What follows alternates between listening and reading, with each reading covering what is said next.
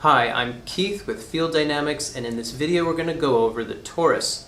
Now, this is part of a video series about our energy field anatomy, our multidimensional anatomy.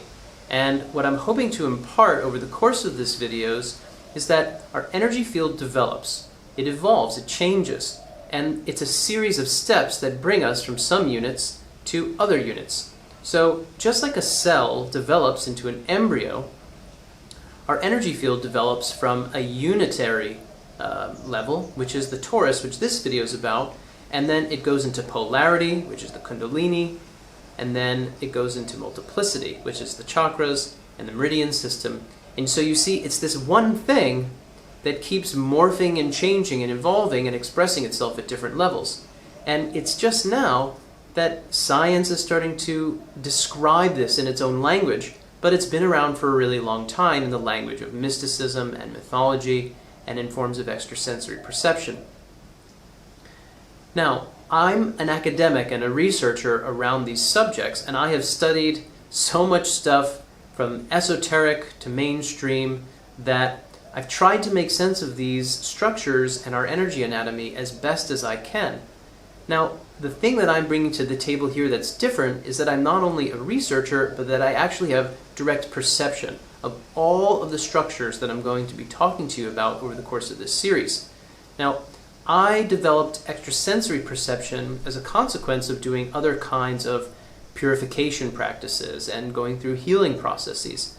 I never intended to be able to see and interact with subtle energy the way I can now, but what it's done is it's informed me to a significant degree as to what is going on. What is going on with reality and my body, and how are the mind and the body connected? So I'm hoping that this series and my perspective from these different angles will be of serious benefit to you, as the process of learning from direct experience has been of significant benefit to me. So what about the torus? Now, the torus is pretty abstract. You know of the chakras, you've heard of meridians. The kundalini system is sort of understood. But the torus is the most abstract of all of the different forms in the energy anatomy that we'll go over.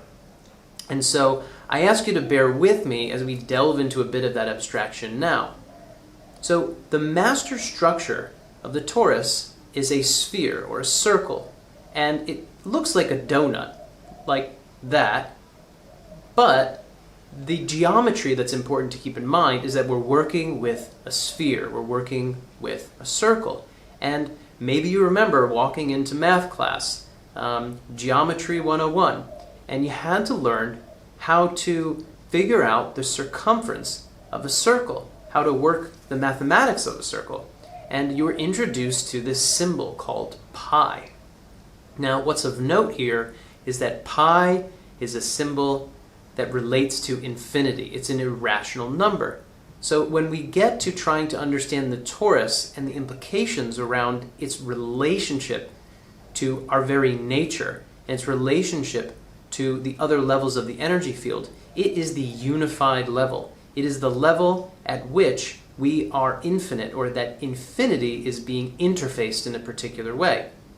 So if you saw the torus from above, you'd see that the donut has a hole in the center. And so it's a circle, that central channel, that vertical axis, that donut hole, that's a center. But then there's another circle on the outside. So it's a circle in a circle. And so in that way, it's infinity inside infinity. So infinite infinities. Now I'm going to start stumbling and tongue twisting if I keep going with this. But the point is that the torus brings us into abstraction. It brings us into direct interface with the mystery of ourselves. And there have been a lot of people who measure it, who study the dynamics of toroidal fields, and there's been a lot of people who've seen it, who've tried to describe it in their language, like in mythology. So let's go into that.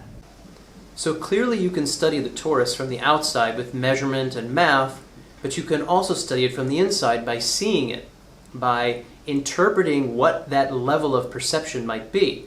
And it is ubiquitous in our mystical traditions in the world and in our mythology. So if you look around at world culture, there are over a dozen stories that have reference to some kind of a structure that is most certainly the Torus. So I'll give you a couple of examples. One of them is the Hiranyagarbha from the Indian Vedic tradition. So in that, the Hiranyagarbha is called the world's soul, or the cosmic egg. And the Atman, or the self, is born from this egg, and time and space emerge, or duration emerges, and an upper and a lower world, like the egg cracks and splits in half. So that's just one story, but we see unity breaking into polarity. Now, in the Grecian tradition, they had what they called the Orphic egg, and in that, a deity named Phanes was born from the egg, and then the egg again broke into two. Now, in all of these traditions, the commonality is that once that egg breaks, there is an upper world and a lower world, or a heaven and an earth, or a father sky and a mother earth.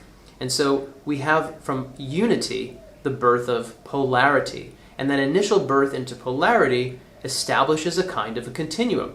So maybe now we know of electromagnetism, or time-space, or even mind-body. And so this is a really significant insight as to what is being described mystically through traditional mythology. But what we can certainly establish here is this. Whether you're looking outside and measuring the toroidal field, or you're looking inside and perceiving it and interpreting what you think that might be, nonetheless, the engagement with the toroidal field is available, no matter which angle you come from. So do we see the torus anywhere in nature? Well, it's everywhere. It is ubiquitous.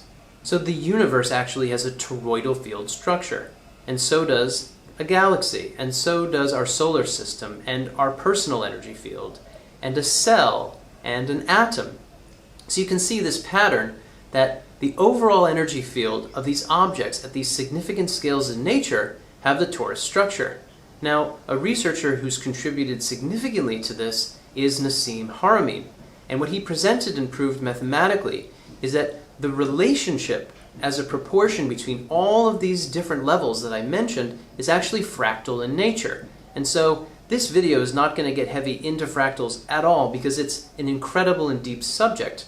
But fractals have to do with self-similarity. It has to do with patterns self-iterating themselves but having different forms of representation at different scales.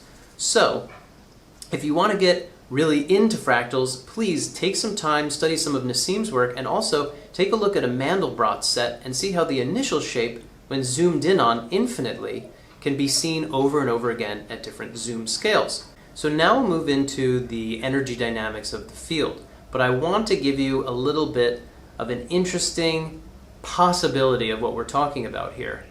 The torus is the best candidate we have in our energy anatomy for what is normally called the soul, the structure of the soul.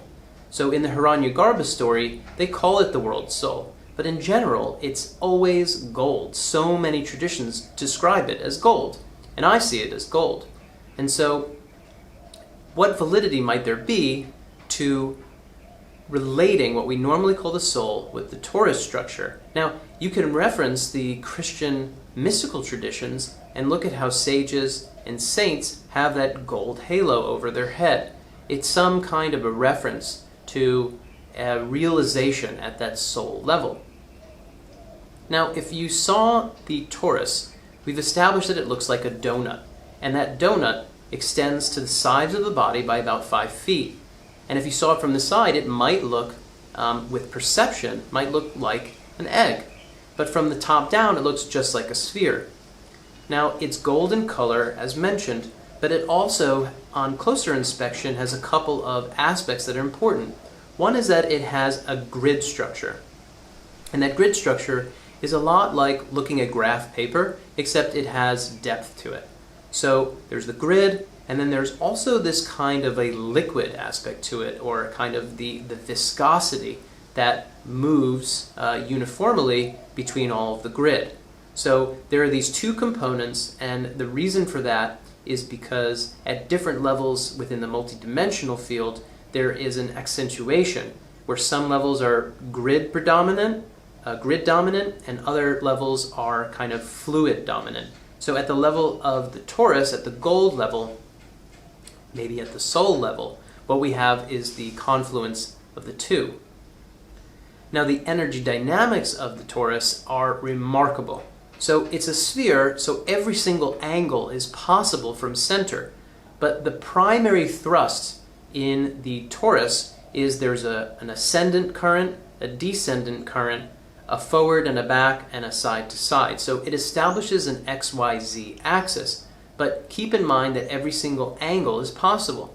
And in a sense, in terms of health, if one's energy field at the toroidal level is seriously moving in all directions simultaneously, that signifies a very, very healthy energy field. What about healing at the level of the torus? So keep in mind that all of the layers in the multidimensional system are unified at the level of the torus. So if you actually are to try and change the torus, that means you have to have changed or worked through all of the other layers. So working at the torus level is really advanced work. Nonetheless, there are some common things that could be evident there. One of them is a kind of significant fragmentation. And so this is where, if you imagine the torus as like a bubble, and then there were to be a significant fissure within the torus, imagine that a smaller bubble appears within the larger bubble. And as the field is spinning from center, then that smaller bubble is actually pulling out of center the spin field and attracting it to a different center. So this is a signifier of a primary fragmentation. Healing at this level is one of the more significant processes that anyone undergoes in their lifetime. And everyone, from my perception, has at least 1, 2, or 3 of these in their system. So you'll often hear of this in shamanic circles, and they talk about soul retrieval, where if that aspect of them, that fragmented aspect of them, can come back into center, then they can retrieve a lot of their power. Another common thing I've seen with the torus is there can actually be holes or tears in the outside of the surface. So this seems to happen in 2 different ways. One is where somebody takes really strong drugs, generally speaking, chemically manufactured drugs, where there are very strong effects on consciousness, and what that can do is that can rupture or create a hole in the field. And as you can imagine, that might leave one vulnerable to outside influences. Now, another way that the same kind of tear or hole can occur is when a person has a seriously depleted energy system. Now, if a person has a chronic illness, then their physiology gets really weak, and then that can actually deplete them to the point where they have a hole. Now think of how the ozone layer works, right? It lets in the sun's rays that aren't beneficial if there's depletion and thinning of the ozone. Now, this bridges me into my final point in this talk, and that is that this level, this idea of physiological depletion, speaks to what looks like is emerging in science as how our physiology is working. And I believe that our torus is the equivalent of what Western physiology deems as the immune system. You see, it looks like our different physiological systems are actually working on different frequency bands, different primary frequency bands. And the Blue Brain Project has done a lot to uncover how the nervous system is working primarily up through 7 dimensions. So it may be that the immune system is actually a particular frequency band that our body's physiology is attuned to. I hope that this talk has been useful for you. I think that some of this information lays the groundwork for further discussing our energy anatomy. It's really significant stuff. You see, our energy field looks like it's the structure of the psyche, the structure of the mind. Now, you have to be careful when we're using words, but I believe that we can uncover a great deal of knowledge if we were to study our energy field more in depth, and so I hope that this is contributing to that conversation. So please, check out the Field Dynamics page. We're trying to put out really high quality information. Subscribe to our channel and give us some feedback. We'd love to hear from you. Thanks so much for your time.